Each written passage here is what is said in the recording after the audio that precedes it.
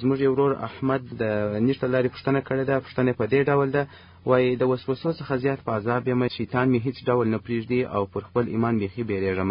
لطفا د حل یوه طریقه یې راوښیاست. د الله جل جلاله د وحدانیت او د نبي کریم صلی الله علیه وسلم په اړه وسوسې راته پیدا کیږي. چې راته پیدا سي نو اعوذ بالله وایم. مهرباني په دې اړه باندې معلومات راکړئ او د حل لارې راته وښیاست. د محترم ورور احمد د پوښتنې په هکله به دومره ووایو، کومې وسوسې چې تاسو یې بدې ګڼئ او د راتللو تمنا او خواهش نه لري، دا عین ایمان دی. یعنې کومې وسوسې چې تاسو یې بدې ګڼئ او د راتللو تمنا او خواهش نه لري، دا عین ایمان دی. ځکه غل و هغه کور ته ورځي چې د مال او سامان څخه ډک وي، د خالي کور څخه غلا نه کوي. نو باید تعوذ یعنی اعوذ بالله وایاست، ولا حول ولا قوة إلا بالله العلي العظيم په ورځ کې او یاد ځله وویل سي، او دغه ډول سورة الم نشرح 11 ځله وویل سي، او د حلال روزي ډیر زیات کوشش او فکر مند وسیږي.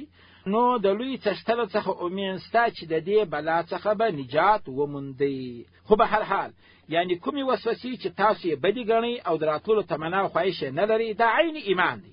لکه ما چې مثال درکړي، غل و هغه کور ته وړي چې په کور کې مال او سامان څخه ډک وي، خالي کور ته غل نه ورځي. نو باید تعوذ اعوذ بالله وایو، او ولا حول ولا قوة الا بالله العلي العظيم دا په ورځ کې او یا ځله وویل سي، او دغه ډول سورة الم نشرح له 11 ځله وویل سي، او د حلال روزي ډیر زیات کوشش کوي او فکرمند وسیږي. نو ان شاء الله د لوی څښتنه څخه ټینګ امید سته چې د دې بلا څخه به نجات وموندئ.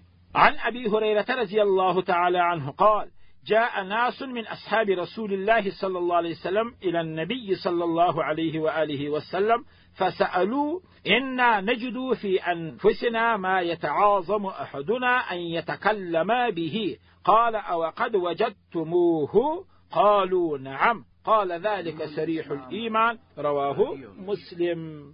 او دغه ډول په مشکات شریف کې هم یو حدیث پاک راځي، بابو فی الوسوسه جلد نمبر 1 صفحه نمبر 13. او دغه ډول په موسوعه کې هم دا مسأله بیانوي: يكون دفع الوسوسة بذكر الله تعالى كما قال الله تعالى: إن الذين اتقوا إذا مسهم طائف من الشيطان تذكروا فإذا هم مبصرون. قال ابن كثير في تفسير قوله تعالى: تذكروا أي عقاب الله وجزيل ثوابه ووعده ووعيده، فتابوا وأنابوا واستعاذوا بالله ورجعوا إليه من قريب. الموسوعة الفقهية جلد نمبر 3 صفحه نمبر 150.